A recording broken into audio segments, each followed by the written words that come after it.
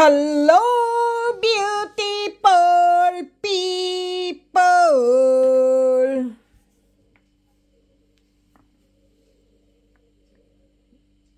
Beautiful people, kamusta na po kayo? Naku po. Pasensya na kayo, beautiful people, ha? Beautiful people, yung pong nagtatanong po, ma'am, ano po yung gamit ng luyang itim? Alam niyo po, ako po ay may luyang itim po. Ito po ang mutya. Mutya po siya, luyang itim po siya, beautiful people. Ayan po.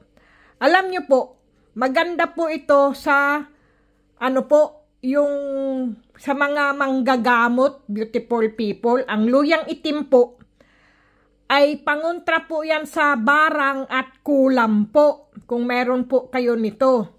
Ngayon po, kung may tunay na kayo po ay may tanim na luyang itim, beautiful people, luyang itim ha, ganito po, ilaga nyo po yung luyang itim, tapos po inumin nyo po. Maganda po yan kung kayo po ay nababarang o nakukulam po. Kasi po, pangontra po yan sa barang at kulam. Lalo na po yung mga nababalis po. Painumin nyo lang po siya. Pero palamigin nyo muna, beautiful people, bago po ipainom po, no? Ganyan po. Pipit-pitin nyo po yung luyang itim po. Tapos papainom nyo po sa taong may sakit po, no? Yung nababarang o nakukulam po. Ganyan po yun, beautiful people. Kapag naman po luyang itim na mutya po siya, ibababad nyo lang po siya sa tubig po. At yung tubig po, yun po ang inyong iinumin. Ngayon po, kung meron po kayong mga ganito, beautiful people, yung luyang itim po, ay iano nyo po siya, yung i-kwintas nyo po, gawin nyo po siyang kwintas, o kaya po, balutin nyo po siya ng pulang pouch. Ngayon po, ilagay nyo po sa inyong bag, sa inyong bulsa po. Ganyan po. Yan po yan, mga pangontra po yan sa mga taong masasama po ang mga ugali. Yung pong gaya po ng mga inggit. Yung naiinggit po sa inyo. Pagka naiinggit po ang tao, beautiful people, at mayroon po kayong agimat o anting-anting o bertud po sa inyong katawan, beautiful people, lahat ng ginagawa niya pong masama, lagi pong bumabalik sa kanya. Ganoon po. Yaan po, yan, yung pananggalang po. Kung kayo naman po ay mayroon pong batong sinukuan, beautiful people, napakaganda po talaga ng batong sinukuan po. Ang batong sinukuan naman po ay kayo po ay inililihis sa aksidente. Lihis bala rin po siya. Halimbawa po, wag nyo pong sasadyain na magpabaril po kayo. Disclaimer lang, beautiful people, bawal po yan sa YouTube po, no? Pero sasabihin ko po ang tunay, beautiful people, kapag po kayo ay may mga batong sinukuan po o kahoy na sinukuan, kayo po ay inililihis sa aksidente po. At inililihis po kayo, halimbawa po, may nagbabarilan po, no? Tapos po ay napadaan po kayo. Dapat kayo ang tatamaan, hindi po lilihis po sa inyo ang bala. Ganon po. Kumbaga po ay may protection po kayo at may gabay po. Ito po ay natur lang ito, beautiful people. Natur lang po yan, galing po yan sa kalikasan. Kasi po, ang tao pong pinagkakalooban po ng mga mutya, beautiful people, ay hindi naman po sa nagbubuhat ng sariling bangko, beautiful people. May mabuting kalooban po. Totoo po yun, beautiful people. Pinagkakalooban ka po ng kalikasan po kapag ikaw po ay may mabuting kalooban. Ganyan po ang mga mutya ng kalikasan po. Kaya mahirap po siyang hanapin, beautiful people. Mahirap po yung hanapin. Kahit sino po hindi po makakahanap kapag hinanap mo siya. Pero kusa lang po siyang ano po yung lilitaw. Kumbaga po ay ano ba tawag diyan? Singaw ng lupa. Ganyan po. Sumisingaw po yan sila. Kumbaga po yung sisingaw po ba yung aalsa na lang po sila sa lupa. Tapos pag naguhukay ka o nakikita mo, o kaya po naaanuhan po siya ng alon, halimbawa po kung saan man po ko, sa dagat man o sa ilog po, no? Mga natatabunan po sila.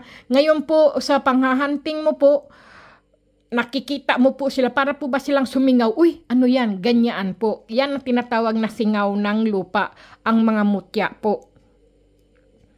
Totoo po yun, beautiful people. Makikita mo pagka ikaw po talaga ng hunting. Pero kapag nang hunting ka lang po ng kusa at gustong-gusto mong makuha at makita, hindi po yan lumilitaw, hindi po yan nagpapakita po. Pagka lang po kasi may maganda ka pong kalooban. Grabe ha po doy, pero beautiful people, disclaimer lang po ha. Hindi po ako nagbubuhat ng sarili kong pong bangko.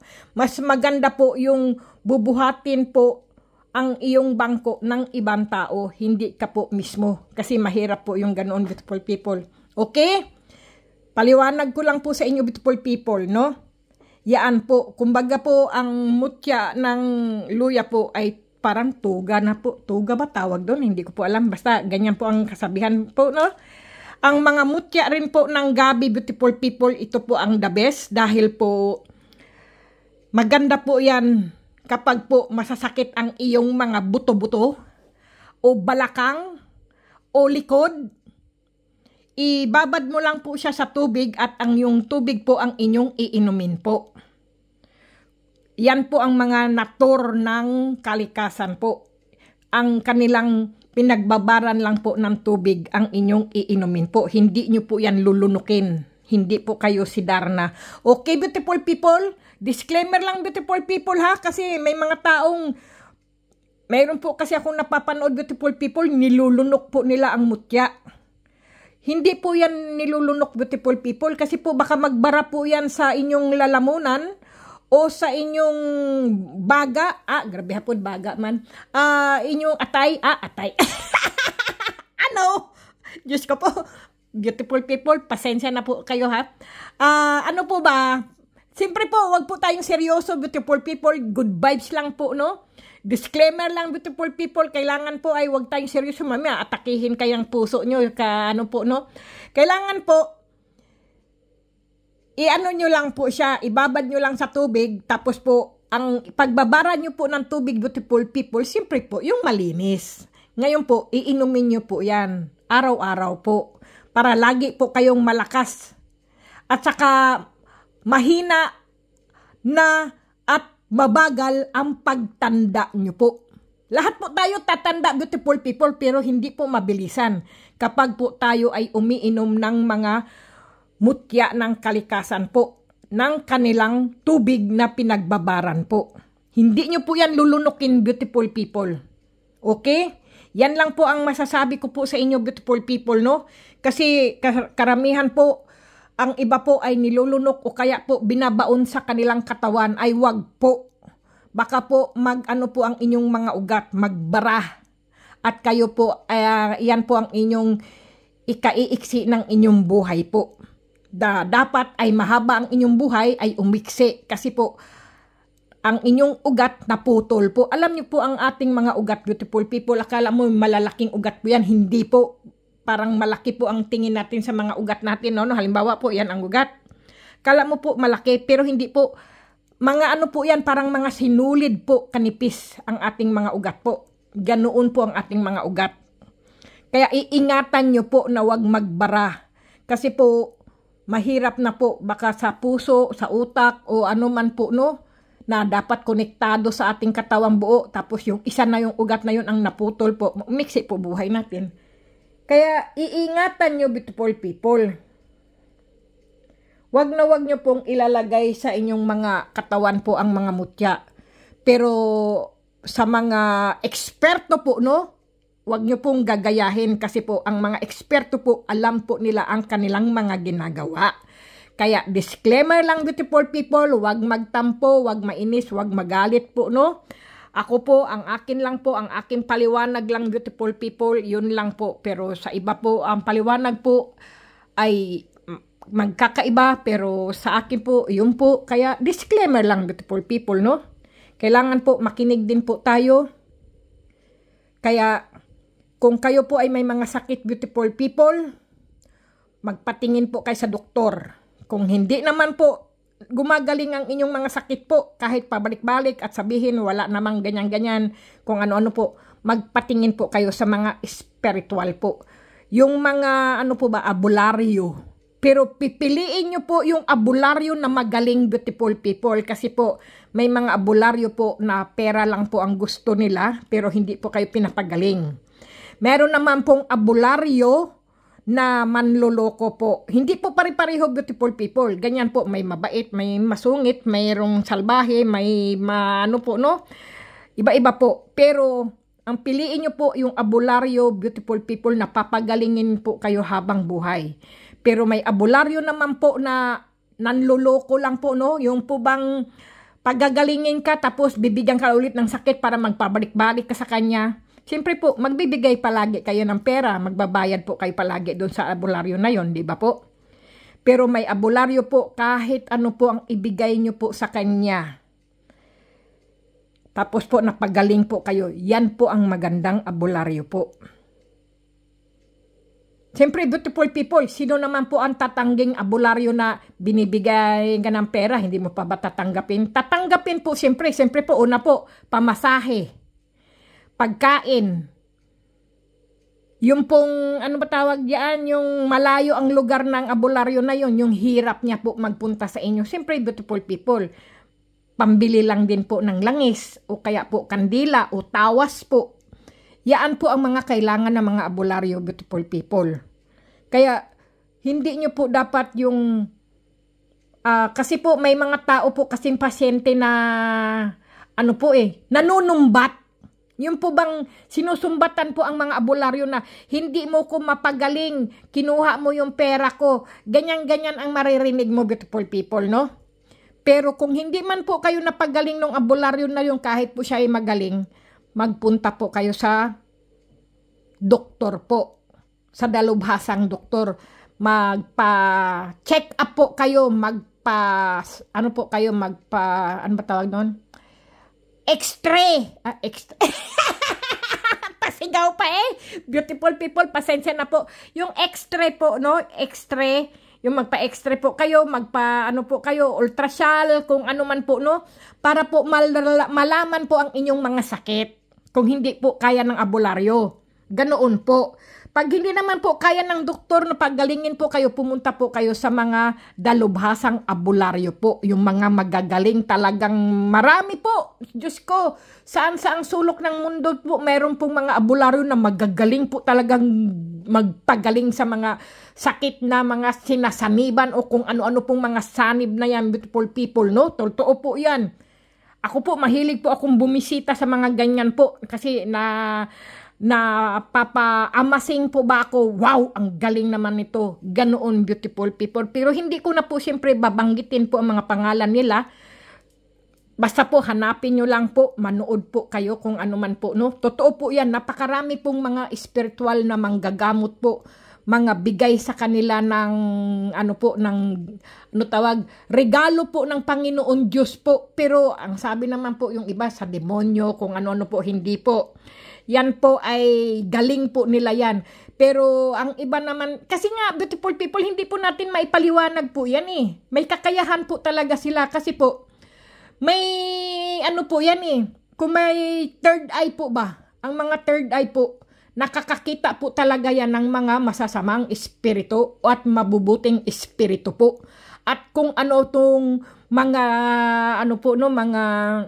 mga maligno, kung ano-anong mga hindi natin nakikita na normal na tao po, sila po ay nakikita po yan nila. Tapos po, tayong mga normal na tao na hindi nakakakita ng mga ganyan, ang akala natin sila ay mga nasisiraan na ng ulo o ng bait po, hindi po. Sila lang po ay mayroong silang regalo ng Panginoon Diyos na makakita sila ng mga ganyan po. Bigay po sa kanila yan. Yan po ang regalo nila. Kumbaga, gift po nila yan sa kanila. Bakit silang ganyan? Mga pinanganak pa lang po sila, may ganyan na po silang kakayahan. Yung mga supernatural po ba yun? Grabe po doy! Sige na, beautiful people, no? Paliwanag ko lang po. Yaan lang, beautiful people. Sana po ay nagustuhan nyo po ang paliwanag ko, at kung hindi nyo naman po naintindihan ay ipatranslate nyo nang, i-google nyo na lang po kung anong mga pinagsasabi ko po, no? Yes ka po! Pasensya na kayo, beautiful people. Naluloka na naman tong si... Nako, beautiful people, pagpasensyahan nyo na po, ha? At ako po ay...